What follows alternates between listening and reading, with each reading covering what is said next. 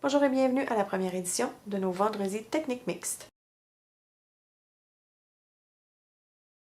Aujourd'hui, je vous montre une technique de résiste en plusieurs étapes.